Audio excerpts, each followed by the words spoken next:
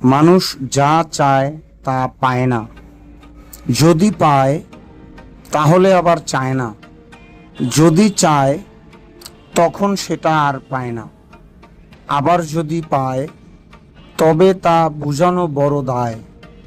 যদি পারে ধরতে তখন মন ছুটে যায় অমূল্য ধন রত্নে, তখন মানুষ হয় বোকা।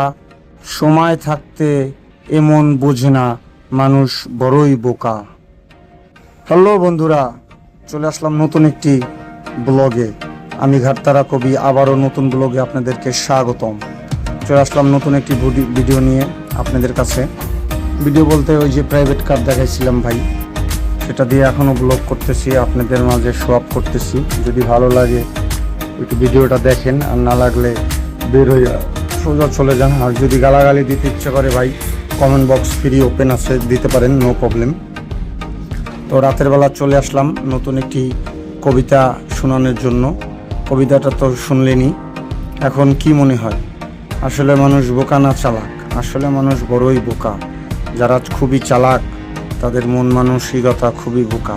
মানুষ মনে করে যে অনেক চালাক ওই লোকটা, অনেক ভালো ওই লোকটা, অনেক জ্ঞানী ওই লোকটা, কিন্তু সহজ সরল নির্ভীক ততটাই ওই লোকটা। কোন লোকটা? সেই লোকটা যে লোকটার দায় মানুষ চাপায়। মানুষ কম্পিটিশন ছাড়া ভাই চলতে পারে না। এখন জামানা এমন হয়ে গেছে, নিজেদের কম্পিটিশন নিজেদেরই করতে হয়। তো বিষয় হচ্ছে যে আপনার আশেপাশে যারা আছে তারাই মনে করেন যে একমাত্র আপনার ভুল ধরার ক্ষমতা রাখে, তারাই আপনার ক্ষতি করার ক্ষমতা রাখে, তারাই আপনার উপকার করার ক্ষমতা রাখে। তবে মানুষ এমন একজন লোক সাথে রাখা উচিত যে ভুলগুলো ধরে দিবে, বাট আপনাকে ছেড়ে দিবে না।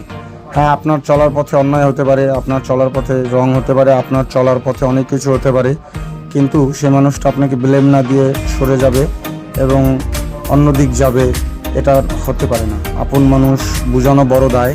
তো বলবেন এরকমই, হ্যাঁ আমার একটা ভুল হয়েছে, আপনি ভুলটা ভালো মানুষ এবং বন্ধু হিসাবে বা আপনজন হিসাবে, প্রেমিক প্রেমিকা, বাবা মা, গার্ডিয়ান হিসাবে পাশে থেকে বলতে পারেন যে তোমার এই জিনিসটা ভুল হয়েছে, সমস্যা নেই, নতুন করে আসো, নতুন করে শিখো, আবার ভালো করে বলো। তো মানুষ আসলে এটা এরকমই যে বুঝানো বড় দায়। যারা বুঝে তারা অল্পতেই বুঝে, আর যারা বুঝে না তাদের বুঝানো বড়ই দায়। মানুষ অনেক বোকা মনে করে। তো বন্ধুরা, ঘাটতারা কবি আমি নতুন একটা কবিতা শুনাইলাম, যদি ভালো লাগে সাথে থাকেন, আর না লাগলে কিছু করার নেই ভাই, আমার ঘাটতারার কবিতার স্টাইলই এরকম। তো বন্ধুরা, কবিতাটা শুনাইলাম, ভালো লাগলো। তো এরকম যদি ঘাটতারা কবির পক্ষে থাকেন, ভিডিওটা অন্তত একটু লাইক দিয়ে শেয়ার করে দিয়েন, no problem. Thank you so much. দেখা হবে অন্য একটি কবিতায়, অন্য একটি স্পেসে। আল্লাহ হাফেজ।